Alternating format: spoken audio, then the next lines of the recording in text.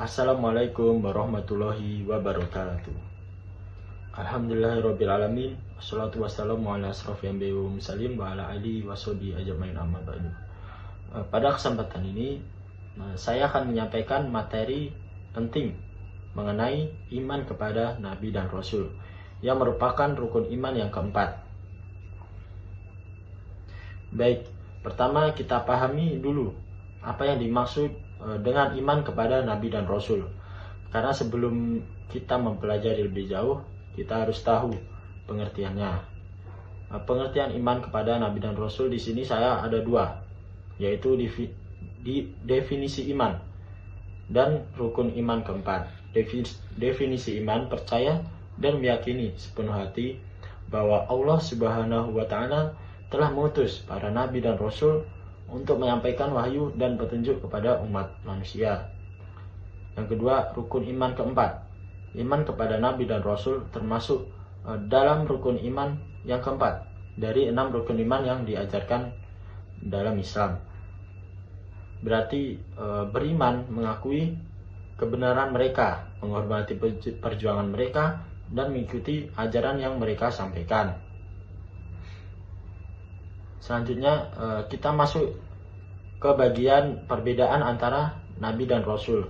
Ini penting karena seringkali dua kalimat ini dianggap sama, padahal sebenarnya berbeda. Di dalam perbedaan Nabi dan Rasul, saya memberikan dua perbedaan, yaitu antara Nabi dan Rasul. Nabi berasal dari kata naba'a, yang berarti orang yang diberi kabar atau wahyu oleh Allah untuk dirinya sendiri. Sedangkan Rasul berarti orang yang diberi wahyu oleh Allah untuk disampaikan kepada umatnya. Jadi setiap Rasul pasti seorang Nabi, namun tidak semua Nabi adalah seorang Rasul. Setelah tahu perbedaannya, tentu kita ingin tahu berapa jumlah Nabi dan Rasul yang diutus oleh Allah Subhanahu wa Ta'ala. Mari kita lihat penjelasannya. Dalam penjelasan jumlah dan nama Rasul, di sini saya menjelaskan yaitu 124.000 nabi, jumlah nabi disebut dalam hadis riwayat Ahmad bahwa jumlah nabi mencapai 124.000 orang. Untuk jumlah Rasul yaitu 315. Dari jumlah nabi tersebut terdapat 315 Rasul yang diutus oleh Allah Subhanahu wa Ta'ala. Dan adapun 25 yang wajib kita imani dalam yang disebutkan dalam Al-Qur'an. Jadi nama Rasul, nama nabi yang wajib kita imani yaitu dari Nabi Adam sampai yang terakhir yaitu Nabi Muhammad Shallallahu Alaihi Wasallam. Dan adapun Nabi Muhammad Shallallahu Alaihi Wasallam adalah khatam an-nabiin, yaitu penutup para nabi. Tidak ada nabi dan rasul setelah beliau. Nah, sekarang kita bahas mengenai Allah mengutus para nabi dan rasul kepada manusia. Apa sih sebenarnya tujuan diutusnya mereka? Tujuan diutusnya nabi dan rasul, Allah mengutus para nabi dan rasul sebagai pembimbing agar manusia tidak tersesat dalam kehidupannya. Di sini saya ada 4 poin. Yang pertama yaitu tauhid, mengajak manusia untuk menyembah hanya kepada Allah Subhanahu wa Ta'ala dan menjauhi kemusyrikan. Yang kedua, pedoman hidup, menyampaikan wahyu dan syariat Allah sebagai pembeda antara yang benar dan yang salah. Yang ketiga, teladan akhlak, menjadi teladan dalam akhlak, kejujuran, kesabaran, dan keikhlasan. Yang keempat, kabar dan peringatan, menyampaikan kabar gembira bagi yang taat dan peringatan bagi yang durhaka.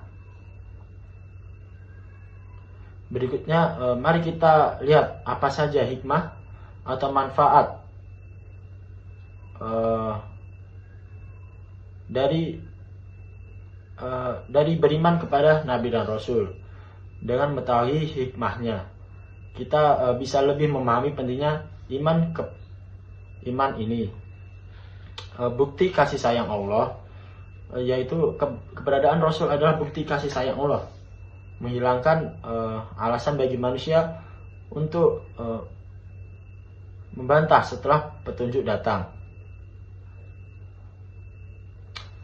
Pada surat An-Nisa ayat 165, Rasul-Rasul yang berbunyi Rasul-Rasul ini diutus sebagai bahwa pembawa berita gembira dan pemberi peringatan agar tidak ada alasan bagi manusia untuk membantah Allah SWT setelah diutusnya Rasul-Rasul itu.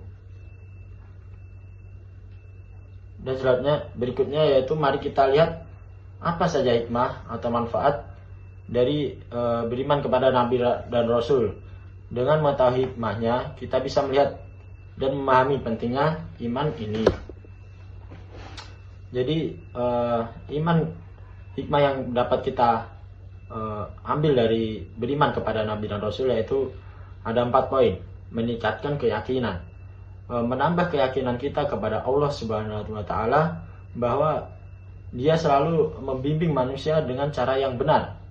Yang kedua, meneladani akhlak mulia, belajar meladani sifat-sifat Nabi, yaitu sabar, jujur, amanah, dan berani menegakkan kebenaran. Yang ketiga, menghargai ajaran tauhid. Semua Nabi dan Rasul membawa ajaran tauhid, mengesahkan Allah, membuat kita lebih menghargai agama. Yang keempat, mencintai Rasul Shallallahu Alaihi Wasallam, semakin mencintai Nabi Muhammad Shallallahu Alaihi Wasallam dan berusaha meneladani sunnah beliau dalam kehidupan sehari-hari.